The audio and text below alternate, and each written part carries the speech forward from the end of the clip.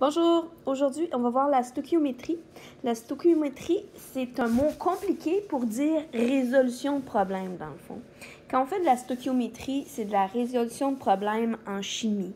Donc, c'est une technique de calcul qui va nous permettre de prévoir différentes quantités de réactifs ou de produits quand il y a des réactions chimiques. Alors, quand je fais réagir quelque chose, bien, il va y avoir des produits. Fait qu'il faut faire des calculs pour savoir, bien, si je mets 5 grammes de NaOH, je vais avoir combien à la fin de, peu importe, le CaOH2. Peu importe la réaction que je vais avoir, il faut être capable de faire ces calculs-là. Les quantités de réactifs, des fois, on va vous les donner en grammes, puis des fois, on va vous les donner en mol. Donc, ça dépend du problème. Et puis, ce qui est vraiment très important, c'est que dans une réaction chimique, les moles de molécules sont toujours proportionnels au coefficient stoichiométrique. Donc, les coefficients stoichiométriques, ils représentent, dans le fond, le nombre de molécules ou le nombre de moles qui réagissent dans la proportion. Il faut le voir comme une recette. Si je fais un gâteau, puis je prends 2 œufs plus une tasse de farine, puis que ça me donne un gâteau, ben, mes proportions stoichiométriques, c'est le 2, le 1, puis le 1. Ben, si je veux faire 2 gâteaux, ben, je le sais que ça va me prendre 4 œufs puis 2 tasses de farine.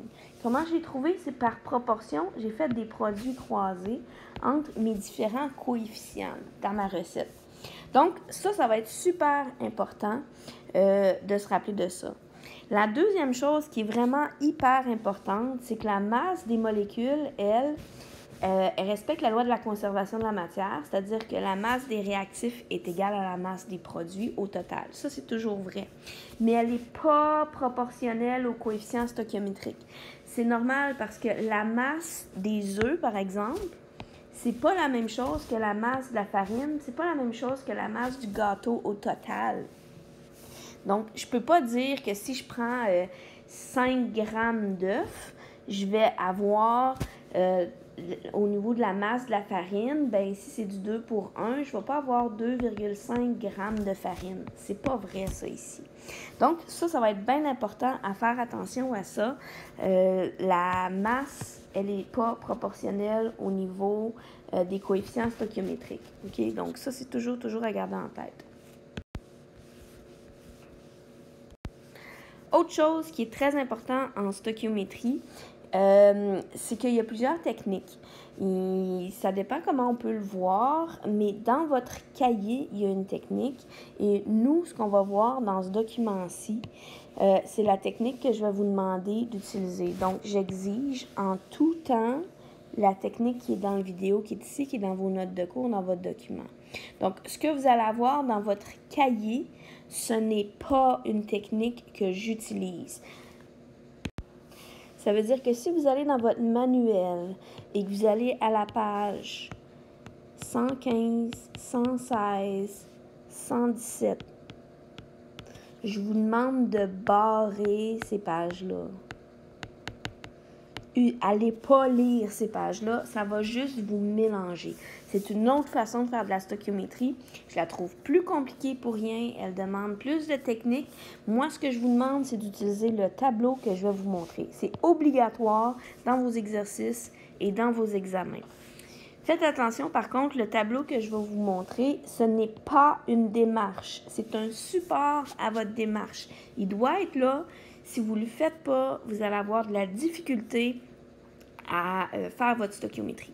Donc ça, c'est la chose qui est vraiment la plus importante. Vous faites le tableau, mais les calculs doivent toujours accompagner votre tableau. Vos calculs doivent avoir des unités de mesure. C'est obligatoire partout, sauf si je vous l'indique clairement. Voici donc le fameux tableau. Alors, dans le tableau, il y a toujours 4 rangées. La première rangée, c'est l'équation chimique balancée.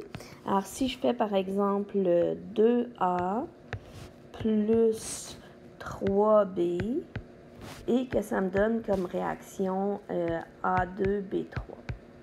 Exemple. Peu importe ce que c'est les réactifs et les produits.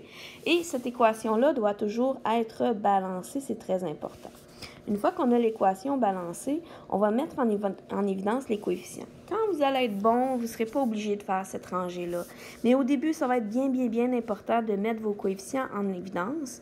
Donc, les coefficients, c'est les chiffres qui sont en avant. Donc, le 2, le 3, et ici, vu qu'il n'y en a pas, c'est un 1.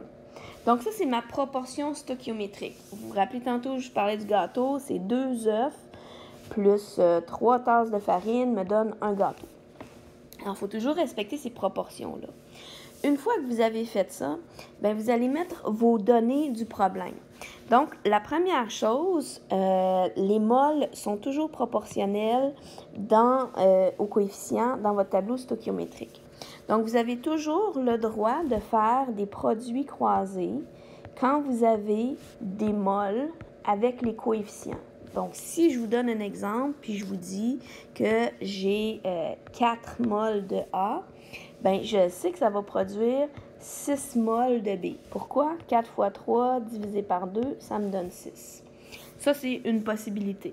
Si j'avais, je peux l'effacer, puis je vous donne un autre exemple.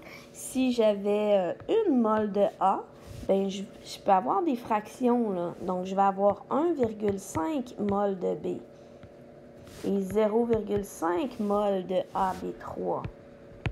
Je mets toujours mes unités de mesure. Donc, 1 fois 3 divisé par 2, ça fait 1,5. 1,5 fois 1 divisé par 3, 0,5. Donc, tout ça est toujours proportionnel lorsqu'on travaille dans les moles. La deuxième règle, c'est que les masses, elles, ne sont jamais proportionnelles. Donc, si les masses ne sont jamais proportionnelles, on ne peut pas faire de produits croisés, c'est interdit. Okay?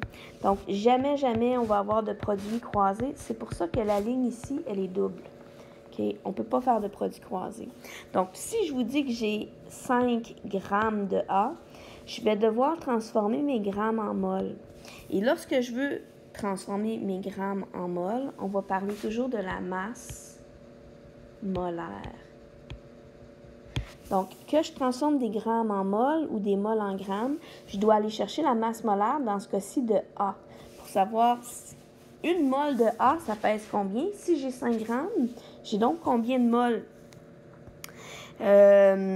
Donc, ça, c'est bien important. Oups, je viens de faire quelque chose ici.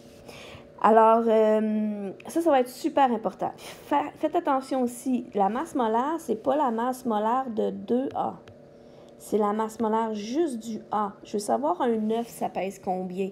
Pas dans la recette, vu que ça me prend 2 œufs, je ne prends pas en considération.